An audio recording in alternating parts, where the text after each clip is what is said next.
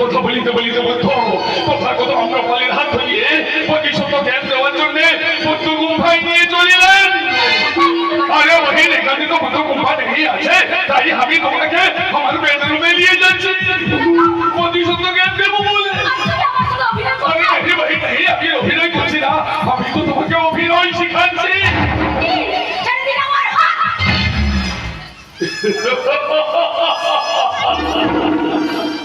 हाथ सरिए निलेও आज हामी তোকে কিছুতেই ছড়বে না।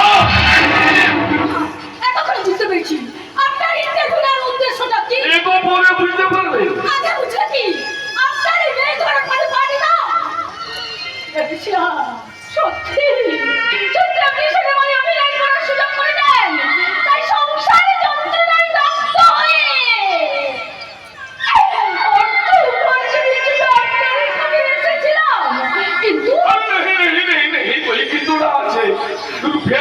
ঘরে গিয়ে ঘরের সবাইকে বলবে যে তুমি ইন্টারভিউতে পাস করিয়েছো, হ্যাঁ তুমি আমার ভক্তিমূলক ছবির হিরোইন হবে বলিয়ে বলিয়ে বলিয়ে কত রুপিয়া নিবে। আমি আপনার যদি পায়ে ধরছি দয়া করে বাড়ি ফিরে যেতে দিন।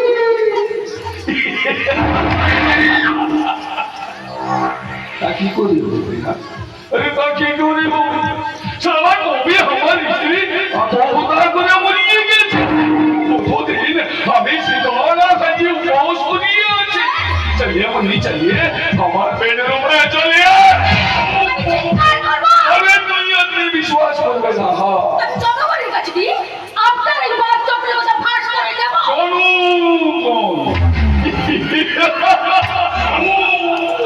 अरे कोई अन्य विश्वास করবে না, কারণ সবাই জানে এটা হলদিরামের বিশ্বস্ত প্রতিষ্ঠান।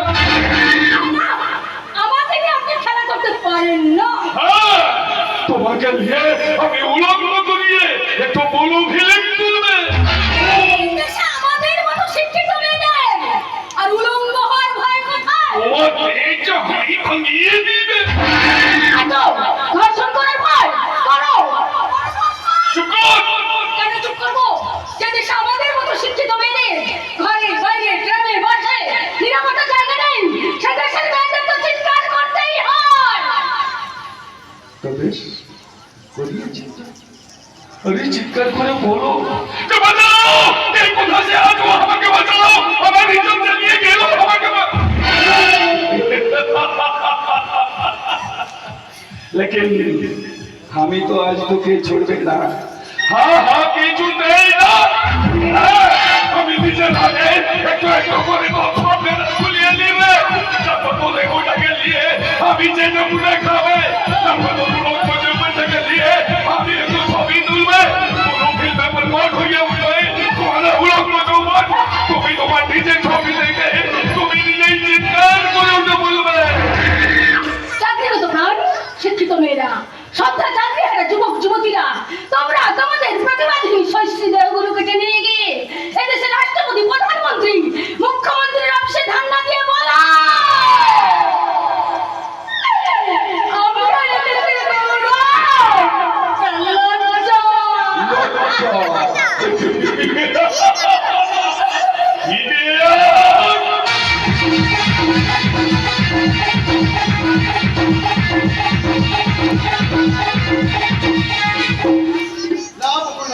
যেটাই বলুক আমি তো জানি যে তুমি অপয়া অদক্ষে কোনোটা নাও তুমি সতী সাবিত্রীর মতো এক সতী গো। দেখো না, ও কথা বলো না, ও কথা বলো না।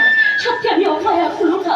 তা যদি না হবে, শ্বশুর বাড়ির ভিটিতে পা দিতে না দিতে শাশুড়ি মা মারা যাবেন কেন? দেখো মা কারো চিরকাল বেঁচে থেকে নেই। দুঃখ শুধু একটাই ছিল, মা এমন সময় আমাদের ছেড়ে চলে গেলেন তোমার চোখের দেখাটাও দেখতে পেলেন না। এটা আমার কি দুঃখ, কি কষ্ট, তা আমি তোমাকে ভাষায় প্রকাশ করতে পারবো না গো। সবই আমার ভাগ্য। আমি কিন্তু সব ভালো কিচ্ছু বলি না, কিচ্ছু না।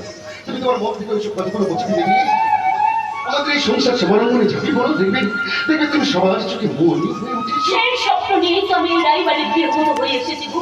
কিন্তু জন্ম হয়ে মা হারালাম, বড় হয়ে বাবা, শ্বশুর বাড়ির দিকে পা দিতে না দিতে শাশুড়ি মাকে হারালাম। এরপর যে ভগবান আমার কপালে কি লিখেছে একমাত্র তিনিই জানেন। দেখো ভগবান কিন্তু সবার জন্য সহানুভূতি কামনা করে সেদিন সেই শয়তানের খবর থেকে তোমায় আমি উদ্ধার করলাম। সত্যি, সেদিন তুমি যদি দেবতা মতো করতে না হতে, তাহলে আমার জীবনটা কিন্তু অন্ধকারে পরিণত হতো গো। এখন তো তোমার জীবন থেকে অন্ধকার সরে গিয়ে আলো হয়ে এসেছে বুকু। সেই আলোর আলোকিত হয়ে আমার চোখের চোখ রেখে তুমি সুখী হাসি হাসি আমার জীবনের কোনো দিন আসবে না গো। তুমি অভিনয় করতে করতে কখন যেন আমি হাসিতে হারিয়ে ফেলেছি।